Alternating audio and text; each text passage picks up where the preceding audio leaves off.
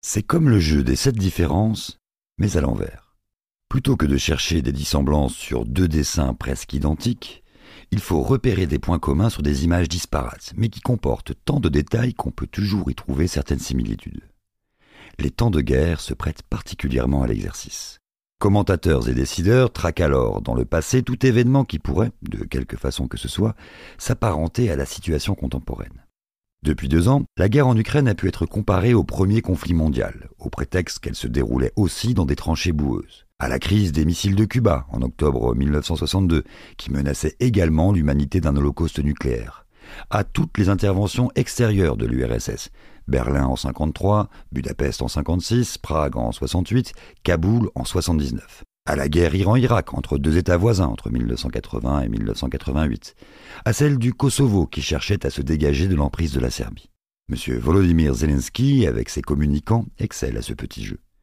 Famine de 1933, grande terreur stalinienne, conflit en Afghanistan, en Tchétchénie ou en Syrie, et même accident de Tchernobyl. Toute tragédie historique lui fait penser à l'invasion de son pays. Le président ukrainien sait même adapter ses références à son auditoire. Devant le Congrès américain, il évoque les attaques de Pearl Harbor et du 11 septembre. Face aux députés belges, il cite la bataille d'Ypres. À Madrid, c'est la guerre civile espagnole, le massacre de Guernica. Et en République tchèque, le printemps de Prague. Plus l'événement est dramatique, plus l'analogie est efficace, prompte à susciter l'empathie pour mieux emporter l'adhésion. Aussi, la Seconde Guerre mondiale figure-t-elle logiquement en tête des références. M. Vladimir Poutine ne jure que par la Grande Guerre patriotique. Tous ses ennemis sont des nazis. Mais le président russe se trouve lui-même comparé à Adolf Hitler, Mariupol comparé à Stalingrad, l'annexion de la Crimée à celle des Sudètes. Avec la sempiternelle référence aux accords de Munich de septembre 1938, quand la France et le Royaume-Uni s'entendaient avec l'Allemagne nazie pour abandonner au Troisième Reich cette région de Tchécoslovaquie dans l'espoir de freiner ses appétits expansionnistes. Devenu synonyme de lâcheté et de trahison, l'épisode sert depuis lors à disqualifier les défenseurs de l'apaisement, du moindre compromis face à l'escalade guerrière.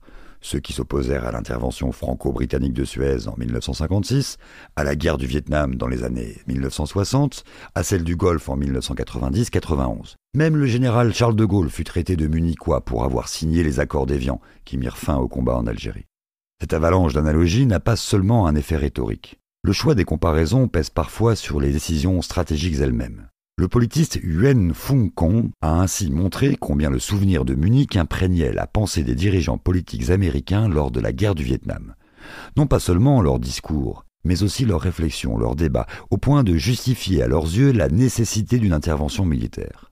S'ils avaient songé à l'expérience française en Indochine dans les années 1950 et à la défaite de Dien Bien Phu, remarque le chercheur, ils auraient peut-être perçu ce pays comme imprenable, ce qui les aurait conduits à une plus grande prudence. Mais, écrit-il, les dirigeants politiques sont de bien piètres historiens. Leur répertoire de parallèles historiques est restreint, si bien qu'ils choisissent et appliquent les mauvaises analogies. La référence à Munich a une pertinence inversement proportionnelle à son omniprésence dans le débat public, notamment pour ce qui concerne l'Ukraine. Certes, une guerre d'invasion touche à nouveau l'Europe. Mais au-delà de ce trait commun, tout diffère. Les forces en présence d'abord.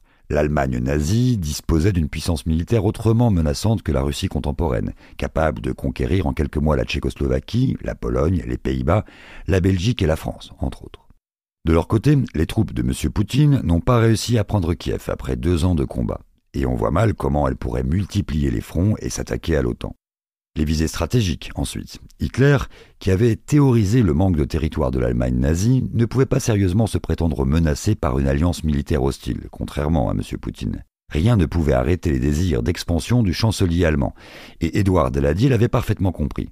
En signant les accords de 1938, le chef du gouvernement français cherchait surtout à gagner du temps pour préparer son armée à un affrontement inéluctable. Une stratégie qui reçut alors l'aval de la quasi-totalité de la classe politique, à l'exception des parlementaires communistes, d'un socialiste, Jean Bouet, et d'un député de droite, Henri de Kérillis. Le contexte international, enfin, avec un monde plus interdépendant, où l'équilibre des puissances se trouve bouleversé par la menace nucléaire. Des escalades dont les responsabilités sont partagées. Au vu de toutes ces divergences, il paraît absurde de s'inspirer de Munich pour éclairer la situation contemporaine. Mais, en matière de comparaison historique, les dissemblances sont fréquemment passées sous silence. Or, écrivait Marc Bloch, La perception des différences est peut-être l'objet le plus important, encore que trop souvent le moins recherché, de la méthode comparative. Car, par elle, nous mesurons l'originalité des systèmes sociaux. Nous pouvons espérer un jour les classer et pénétrer jusqu'au tréfonds de leur nature. C'est ainsi qu'une analogie peut porter ses fruits, en permettant de s'extraire des particularismes pour dégager des règles générales. Mais la méthode requiert rigueur et minutie, deux qualités qu'il vaut mieux ne pas rechercher chez les commentateurs, médiatiquement suractifs et historiquement paresseux. Pourtant, en adoptant cette perspective, en considérant les conflits dans leur diversité, un tout autre paysage se dessine et certains phénomènes frappent alors par leur récurrence. La disqualification des voix discordantes, auxquelles l'histoire rendra souvent raison. La propension à présenter toute crise comme existentielle. La diabolisation de l'ennemi, l'inefficacité des politiques de sanctions. Référence obligée de toute crise internationale, la Seconde Guerre mondiale apparaît alors non comme la règle, mais comme l'exception. Rares sont les conflits où les torts furent si peu partagés, où l'un des camps, entièrement diabolique et malfaisant, disposait d'un plan de domination mondiale et dont le dénouement fut aussi net, avec l'écrasement total des vaincus, le suicide ou l'exécution des principaux coupables. Ce manichéisme caricatural en fait une excellente arme pour ceux qui veulent justifier d'une intervention militaire, mais un point de comparaison biaisé. Bien souvent, les guerres résultent d'escalades dont les responsabilités sont partagées, au moins en partie. Un constat qui ne s'impose parfois qu'au terme de décennies de recherche, après la fin de la propagande. Ainsi, l'Allemagne a longtemps été jugée seule responsable de la Première Guerre mondiale. Elle avait alimenté la course aux armements, encouragé l'Autriche-Hongrie à attaquer la Serbie après l'assassinat de Sarajevo, envahi la Belgique. Mais nul ne nie plus aujourd'hui que la Russie impériale détient une part de responsabilité, en ayant notamment favorisé le nationalisme serbe. De même que la France, d'autant plus encline à l'affrontement qu'une grande partie de sa classe politique voulait prendre sa revanche après la défaite de 1870 et la perte de l'Alsace-Lorraine. L'Allemagne a allumé la mèche, mais elle n'était pas la seule à avoir alimenté la poudrière, résume l'historien Gerd Krummeich. Une situation que l'on retrouve dans la plupart des conflits. Aujourd'hui, écrit le politiste Anatole Lieven, nous sommes tous d'accord pour imputer la responsabilité principale de cette guerre au gouvernement russe, qui a décidé d'envahir l'Ukraine. Mais est-ce que les historiens du futur lui attribueront l'entière responsabilité, en exonérant les États-Unis et l'OTAN du reproche d'avoir essayé d'intégrer l'Ukraine à l'Occident, en menaçant ainsi ce que les Russes, ainsi qu'une longue liste d'experts occidentaux, dont l'actuel directeur de la CIA William Burns, percevaient et décrivaient comme des intérêts vitaux?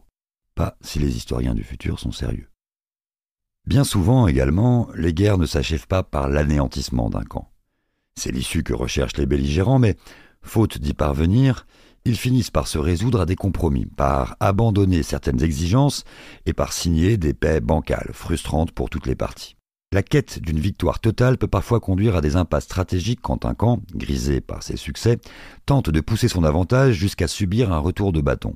Les États-Unis se sont par exemple engagés dans la guerre de Corée en 1950 avec l'objectif de stopper la progression des troupes nord-coréennes et de les repousser au-delà du 38e parallèle. Cet objectif facilement atteint, ils en sont venus à envisager ensuite une réunification sous égide américaine. Les soldats du général Douglas MacArthur ont alors avancé vers le nord, franchi à leur tour la ligne de démarcation au point de s'approcher de la frontière chinoise. Pékin entra en scène et envoya 1,5 million de volontaires sur le terrain. Quelques semaines plus tard, les communistes reprenaient Séoul et le conflit s'enlisait pour 2 ans, avant d'en revenir au statu quo antebellum. Le retour à la case départ ponctue également la guerre indo-pakistanaise de 1965 et la guerre Iran-Irak. 8 ans d'affrontements, 1 million de morts, aucun vainqueur. M. Zelensky, appuyé par les chancelleries occidentales, a élargi ses ambitions en constatant les faiblesses de l'armée russe.